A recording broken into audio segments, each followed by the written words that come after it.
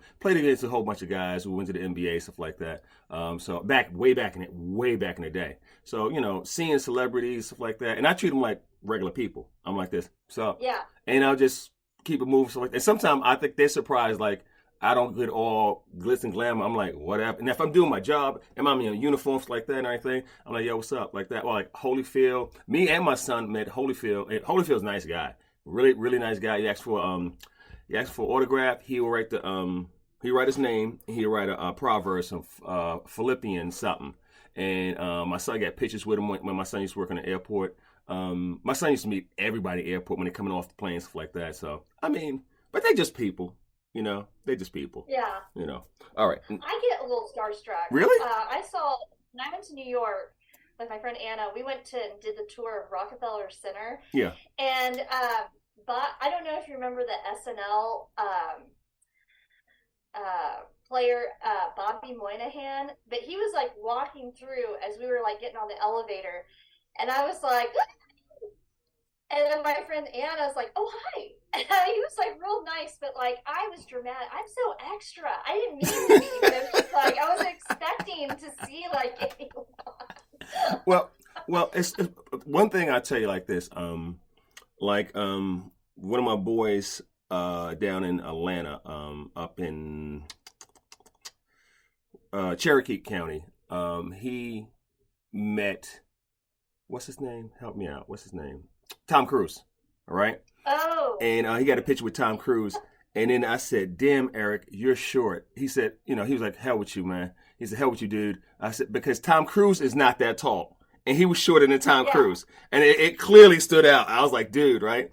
But they said Tom is a really nice guy. Really nice guy. Is he? Because I always thought he'd be a little bit of a jerk. No. I don't know why. Because there was that audio recording, like, I want to say this a couple of years ago, when they were like, it's the COVID thing. Yeah, he was going. Yes, yeah. And I remember that being kind of a big thing, and other celebrities were like weighing in, like, we get why he was upset, but he could have handled it a little bit better. But I just remember thinking, like, I think if I was like on the set and I had this guy yelling at me, I'd be like, well, I'm gonna peace out. So the thing is, that goes both ways. The thing is, if you're a producer, stuff like that, it's a lot of your money into the film.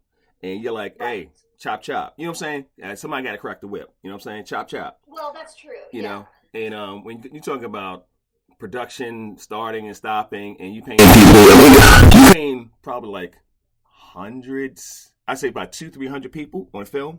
That's a lot of people. Yeah, feed them, bathrooms, all that stuff like that, breaks and stuff like that. And, it's time is money.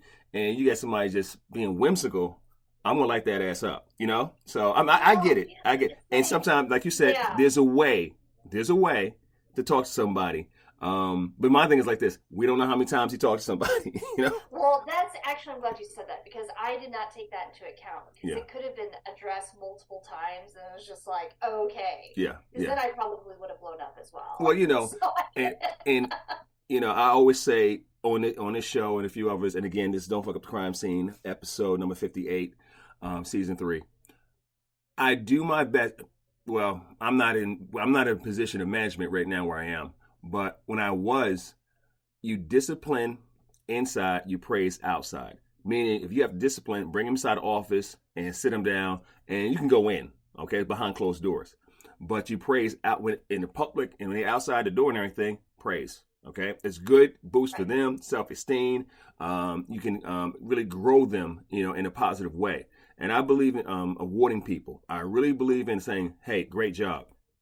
And when it comes from, like, and I'm not nobody, but if it came from me saying, great job, it would do so much for that person.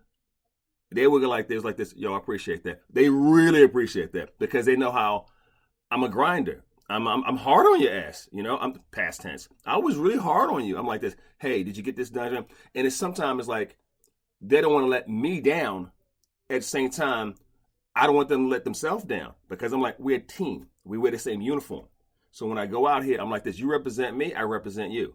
So if you fuck up, I'm like, we fuck up, And I do my, and Renee, like now, I'm so easygoing.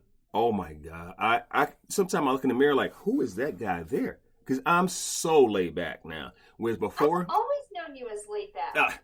but so you know me as I remember the first time I met you in St. Louis. Like, you were really fun. It's when Lisa brought me up. I know. But listen, I remember Lisa. Hell, we could tell Lisa stories, right?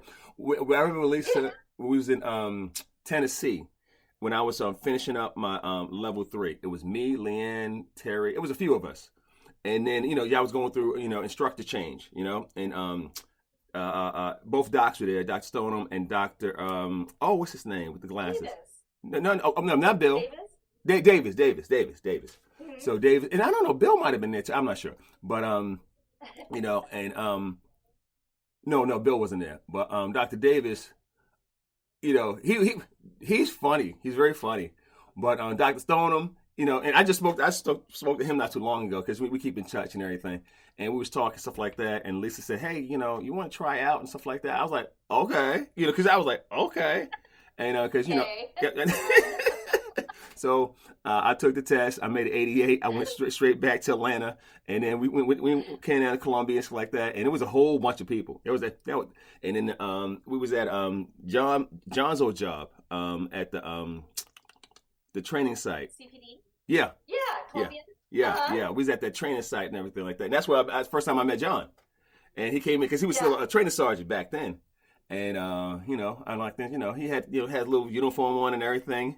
Kind of in shape. I said, look at this guy. Okay. And then we had a good time. So Lisa recruited me and stuff like that. And life has been really good with LETI because we go so far back. Because I'm one of the last originals. Yeah, I know you are. You are. So, favorite place to visit or vacation? Well, I'm like really lame. I don't really like go on any trips except for Ohio, but I did finally get to go to Disney World a couple years ago in 2019 for free. So that was amazing. Oh wow!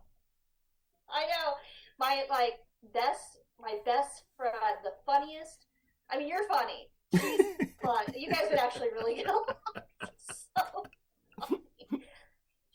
her husband went a trip with this company, and like we're all high school friends, and so I went with them, and everything was paid for. So when we were in Disney World, the only thing that wasn't paid for is like the stuff you did that day. And I just got like a snack. And so I think I spent $15 for the whole day. Like, I mean, that was it. It was so wonderful. So that's probably my favorite because I got to experience it for the first time ever in my 30s. I still was like starstruck. And then I didn't have to like pay for anything. Amazing. That's worth the wait. So we went to, this is way back when my kids maybe 7 or 8 or 9 and 10. We took them on a cruise, went to Disney. Like my kids they've been a lot of places. Disney World is a big place. It's a lot of walking. Yeah. And we went to because there's Disney over here. There's the animals over here, and then you got the adventure park over here. It's a lot. Even now. So I'm going down to Orlando to do the FACA conference at the end of the month. And Disney, it's a lot of people. That's too much people. I'm like, listen, I mean, it's a lot. It's a lot of people. And if you don't pay for the pass, the easy pass and everything, you got to stay in the line. Oh no. And that hot. Oh no. I don't know why people would not pay for the pass. Yeah.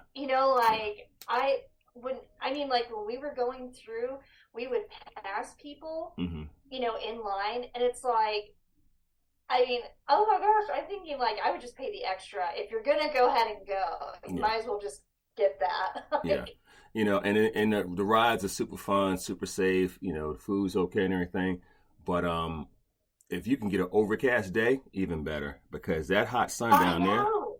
And even though they have the misters and stuff like that out there, it's still hot. Yeah. Well, we got downpoured on like when we went, and I heard my friend who goes like all the time. She said, just you may want to take one of those clear, Hmm. Hmm. waterproof Ponchos. And so I brought some just in case. I mean, Kevin, it was so beautiful out. The sun was shining, and then within a second, it was like downpouring. It came Yeah. like out of nowhere. Yeah. Yeah. And I guess it does that all the time there. That's what someone said. We were like all huddled in together. Yeah. It's like have you ever been to the Caribbean, Jamaica, anything like that? Bermuda? I've never left the country. Oh, you come on now. You get. I know. Because so even with LETI, because I know we went to you went to Portland with us. You've been a lot of places with us. I think I know St. Louis, which was like 2 hours away, so that's not like, and that's where my college is, so that was my stomping ground. I know Portland, Florida, always Wisconsin. I think that was actually it for me. Mm-hmm. Or was there another? I don't remember going to a whole bunch. It was just kind of like going to make sure I knew how it rolled, Mm-hmm. and then if Lisa couldn't go, I'd be her backup, Right. kind of thing. But I know it's like I wasn't. The whole point was like I wasn't going to be traveling unless it was like absolutely needed. So I got to experience each level, and I think that was it. What you call it? Are you a great teammate? I feel like I am. I think I'm more of a cheerleader when it comes to anything. Like I don't really want to be in the spotlight. I like to be behind the scenes, and I like to amp up the person doing whatever. Mm-hmm. What you call it? Hold on a second. This thing's came on real quick. We got 10 minutes. We're gonna get one last question out, and then we're gonna go into LETI talk. Are you a dog or cat person, and why? Okay, so I grew up with cats when I was younger, and they are wonderful, and I love them. I'm not dissing cats at all. But then, when I finally got a dog, there's like a huge difference. There's a huge difference. I agree. Like, I love dogs so much. And you can't see, and I don't know how to pivot, so like I'd have to move my whole laptop. But my mom got me this lady in town. She draws like pictures like with a pen, Mm-hmm. and she drew my dog right now, and it's framed, and it's like right here. Wow. I can see it. Like it's just like he's so happy. Like it's always just so happy to see me. What type of dog you have? I have a Pomeranian, and his birthday's on St. Patrick's Day, so it's coming up. Okay. He's getting old though. He's becoming an old man. He's gonna be 12, but he just this past summer won most unique in the local mutt strut, so he is the reigning champion right now. The mutt strut. I ain't never heard nothing like that. The mutt strut. I'm gonna have to use that. I'm gonna have to use that one. The mutt strut. All right, let's talk to LETI. So again, I will shout you guys out. I read you guys off as a sponsor now, stuff like that. The one thing about LETI is Law Enforcement Training Institute. They run Police Academy, Animal Cruelty, and a whole bunch of other classes and courses like that. I've been part of the family for I don't know how long now. It's been ridiculous. It's probably close to mine, or like because I've been here almost 13 years. I feel like you've been here the whole time with me. Yeah. I would say 12 or 13 years. It's been a while. This is crazy. Yeah. And we have a big alumni family with and I always tell, and no disrespect to other agencies that train and stuff like that, but one thing I always felt like our instructors will contact you back and get back with you, and we'll answer almost any question. If not, we'll find the questions, stuff like that. Everybody can email us and talk to us. When we go once a year, we go to Wisconsin, and we hang out a little bit and catch up a little bit. And John got me into cigars a little now, which is crazy. This is crazy. And, that's a good time. And we have Dr. Belay and stuff like that. I'm going to try to interview her while I'm down there this year. That's going to be, that might be a little fun. That'd be great. That'll be fun. That's really fun. Because she has really. Oh, Kevin. I was going to say, can I give a quick we do have 2 classes that are going to be face to face. Sure, go ahead, knock it out. Okay, so we have the level 2 in Irving, Texas this month, the 20th through the 24th. And